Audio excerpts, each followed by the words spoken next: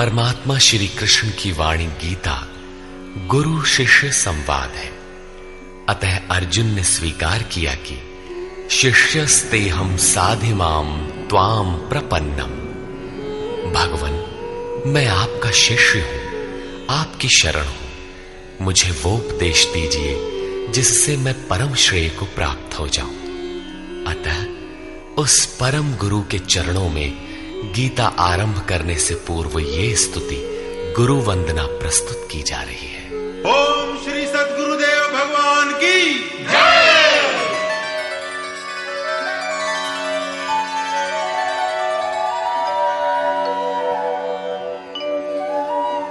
जय सद्गुरुदेवं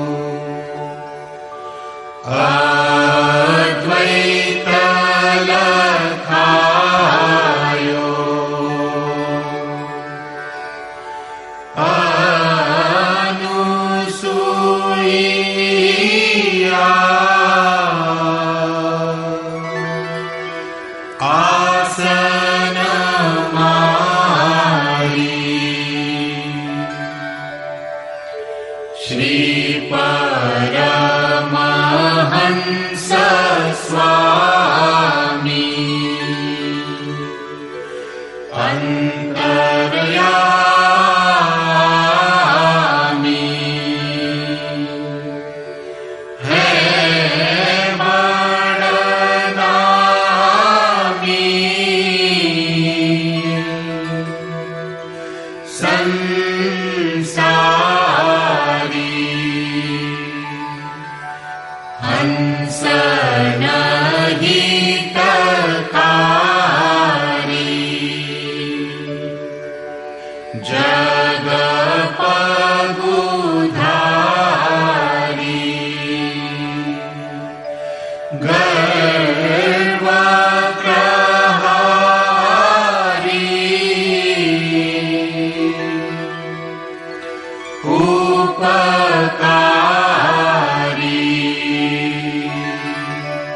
सत पंथ चलायो भरम मिटायो रूप लखायो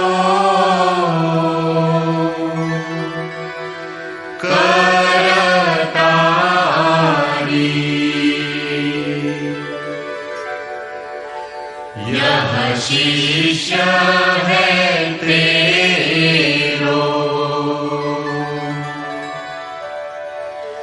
करत निहोरो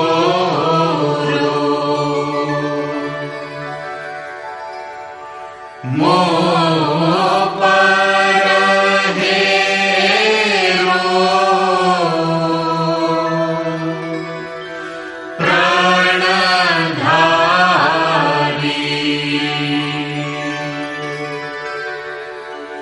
जय सद्गुरुदेवम्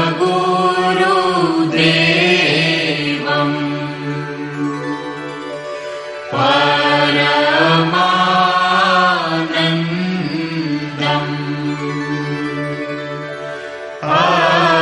अमर शरीरम्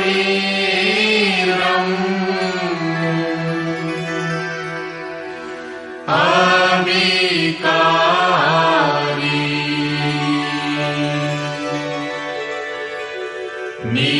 निरगुण निरमूलम्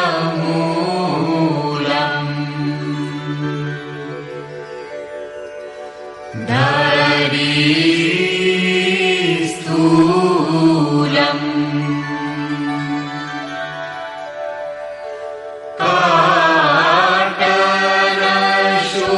काटनशूलम्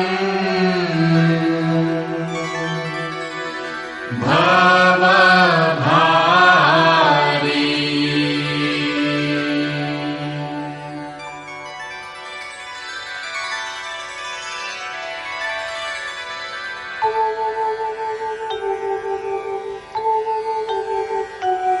ओम जय गुरुदेव जय गुरुदेव जय गुरुदेव जय गुरुदेव ओम जय गुरुदेव जय गुरुदेव जय गुरुदेव जय गुरुदेव ओम जय गुरुदेव जय गुरुदेव जय गुरुदेव जय गुरुदेव। अमृतंश बहनों तथा भाइयों, जिन महापुरुष ने समस्त वेदों का संकलन किया, वेदांत शास्त्र का प्रवर्तन किया, महाभारत तथा भागवत जिनकी कृतियां हैं, उन्होंने शास्त्रों के रूप में किसी ग्रंथ को मान्यता दी तो वो है भगवान श्री कृष्णोक्त गीता। तरह तरह की पूजा पद्धतियां, परस्पर विरोधी संगठन धर्म के नाम पर प्रचलित हैं, जबकि धर्म का लक्ष्य है एक परमात्मा की शोध। कल्याण स्वरूप वो परमात्मा एक है, उसे प्राप्त करने की निश्चित क्रिया का पालन धर्म है। जब परमात्मा एक है, उसे प्राप्त करने की क्रिया एक है, तो बहुत से पंथ क्यों? इसके समाधान के लिए प्रस्तुत है यथार्थ गीता का भावांश, ये गीता कैसेट। धर्म के सरल स्वरूप और उसकी प्राप्ति हेतु निर्धारित क्रिया का क्रमबद्ध तथा पूर्ण विवरण योगेश्वर श्री कृष्णोक्त गीता है। विश्व के प्रत्येक महापुरुष ने जो कुछ भी साधन बताया है, वो सब का सब तथा अनेक गोपनीय स्थितियों का स्पष्टीकरण अकेले गीता में है। इसलिए संपूर्ण मानव जाति के कल्याण का अतर्क शास्त्र गीता है।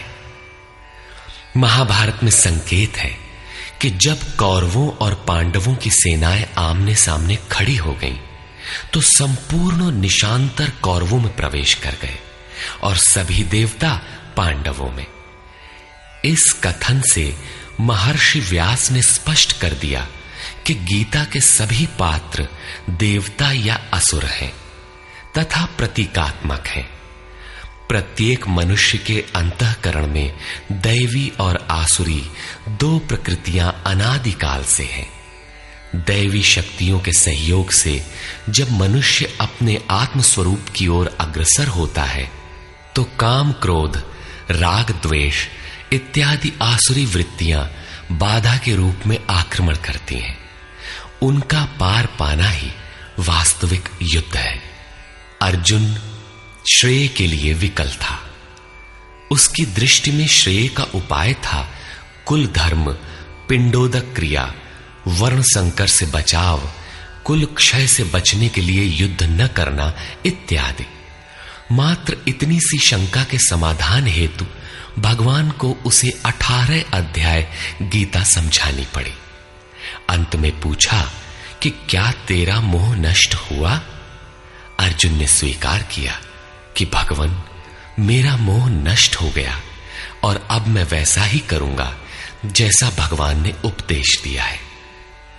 वस्तुतः ये केवल अर्जुन की शंका नहीं थी, बल्कि मानव मात्र की शंका है कि श्रेय क्या है, उसे कैसे प्राप्त करें। इसलिए स्त्री पुरुष, आबाल वृद्ध, मानव मात्र के लिए गीता के 18 अध्याय का अनुशीलन एवं नियमित पाठ नितांत आवश्यक है, जिससे ब्रह्म विधि की स्मृति सृजित रहे तथा बच्चों में भी इन कल्याणकारी संस्कारों का सृजन हो सके। इस गीता ज्ञान के बिना कोई भी मनुष्य उस ईश्वर के पथ पर नहीं चल सकता। अक्षय सुख, शाश्वत शांति, लोक में समृद्धि तथा मूल शंका समाधान हेतु इन कैसेटों का संकलन किया गया है। इसके नियमित श्रवण से संपूर्ण परिवार तथा स्वजन समुदाय को सुसंस्कृत करें। संसार में कहीं भी मनुष्य हो, उसके लिए गीता सदैव अमृत वाहिनी है। गीता आपका शास्त्र है। गौरव का विषय है कि 5000 वर्ष से भी अधिक अंतराल के बाद श्री कृष्ण का यथार्थ गायन आपके सम्मुख है। जन्म जन्मांतर की रूढ़ियों से ग्रस्त मस्तिष्क को स्वच्छ कर चिंतन के प्रशस्त पथ पर चलने के लिए इन कैसेटों का प्रसारण प्रातः अवश्य करें।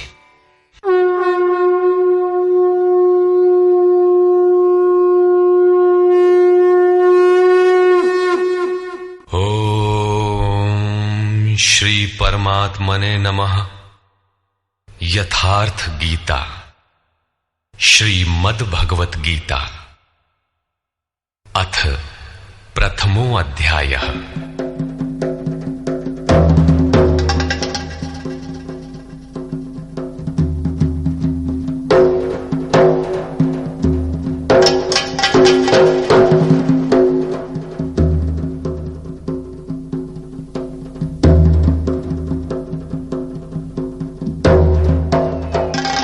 धृतराष्ट्र उवाच।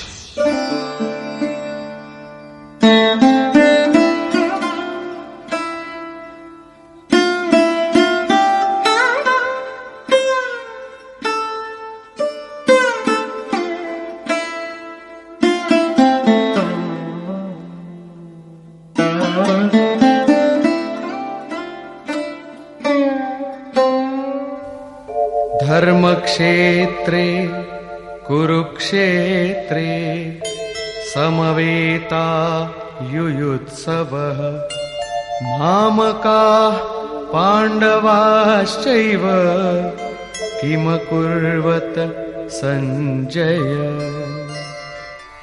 धृतराष्ट्र ने पूछा, हे संजय, धर्म क्षेत्र कुरुक्षेत्र में एकत्र युद्ध की इच्छा वाले मेरे और पांडु के पुत्रों ने क्या किया? अज्ञान रूपी धृतराष्ट्र और संयम रूपी संजय। अज्ञान मन के अंतराल में रहता है अज्ञान से आवृत मन धृतराष्ट्र जन्मांध है, किंतु संयम रूपी संजय के माध्यम से यह देखता है, सुनता है। वो समझता है कि परमात्मा ही सत्य है। फिर भी जब तक इससे उत्पन्न मोह रूपी दुर्योधन जीवित है, इसकी दृष्टि सदैव कौरवों पर रहती है, विकारों पर ही रहती है। धर्म एक क्षेत्र है। जब हृदय देश में दैवी संपत्ति का बाहुल्य होता है तो यह शरीर धर्म क्षेत्र बन जाता है, और जब इसमें आसुरी संपत्ति का बाहुल्य होता है तो यह शरीर कुरुक्षेत्र बन जाता है। कुरु अर्थात करो। यह शब्द आदेशात्मक है। भगवान श्री कृष्ण कहते हैं, प्रकृति से उत्पन्न तीनों गुणों द्वारा परवश होकर मनुष्य कर्म करता है। वो क्षण मात्र भी कर्म किए बिना नहीं रह सकता, गुण उससे करा लेते हैं। तीनों गुण मनुष्य को देवता से कीट पर्यंत शरीरों में ही बांधते हैं। जब तक प्रकृति और प्रकृति से उत्पन्न गुण जीवित हैं, तब तक कुरु लगा रहेगा। अतः जन्म मृत्यु वाला क्षेत्र, विकारों वाला क्षेत्र कुरुक्षेत्र है, और परम धर्म परमात्मा में प्रवेश दिलाने वाली पुण्यमयी प्रवृत्तियों का क्षेत्र धर्म क्षेत्र है। पुरातत्वविद पंजाब में काशी प्रयाग के मध्य तथा अनेकानेक स्थलों पर कुरुक्षेत्र की शोध में लगे हैं, किंतु गीताकार ने स्वयं बताया है कि जिस क्षेत्र में यह युद्ध हुआ वो कहां है। इदम शरीरम कौन्तेय क्षेत्र मित्य